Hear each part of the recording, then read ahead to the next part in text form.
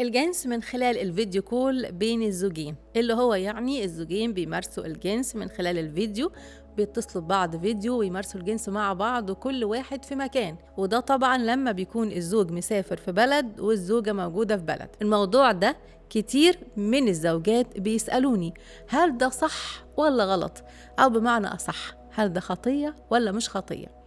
وعلشان نرد على السؤال ده الأول محتاجين نفهم معنى الجنس في الكتاب المقدس بين الزوجين قبل ما نقول ده صح ولا مش صح. الكتاب المقدس بيقول كده: لذلك يترك الرجل أباه وأمه ويلتصق بامرأته ويكونا جسدا واحدا. طيب السؤال بقى، هل الجنس فيديو كول بيحقق الهدف ده اللي حطوا لينا الكتاب المقدس؟ يعني لما الزوجين بيمارسوا الجنس بالطريقة دي هل ده بيعكس مفهوم الجسد الواحد، ولا أصبح الجنس هنا تسديد احتياج جسدي بس؟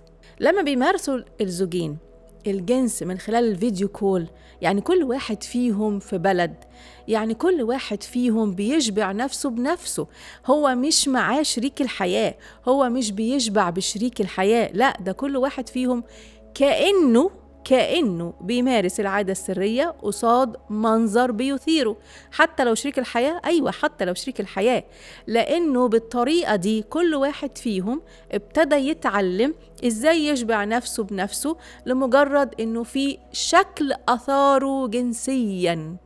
وبالتالي ممكن جدا بمرور الوقت الزوج يستغنى ان تبقى مراته قدامه، او بمرور الوقت لو مراته تعبانة ومش قادرة الزوج يكون بيستغنى عنها بالمواقع الإباحية، لأنه اتعود إنه يكون بيثار بشكل قدامه ويمارس الجنس لوحده. نفس الحكاية الزوجة اتعودت إنها تثار جنسيا وتمارس الجنس لوحدها.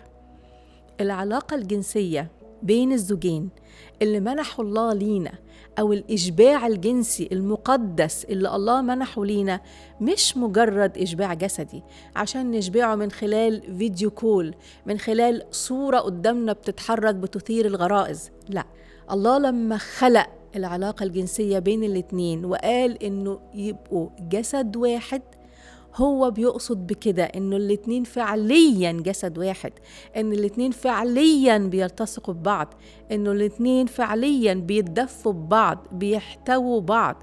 هو ده الجنس اللي وصف الله لينا، وأي حاجة تانية غير كده تعتبر مش هو ده الجنس المقدس.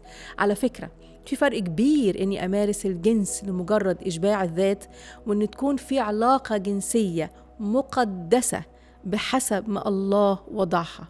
والتصاق الزوجين الله كان يعنيها، يعني الجسدين بيلتصقوا ببعض، غير كده ما تعتبرش هي دي العلاقة الجنسية اللي الله خلقها.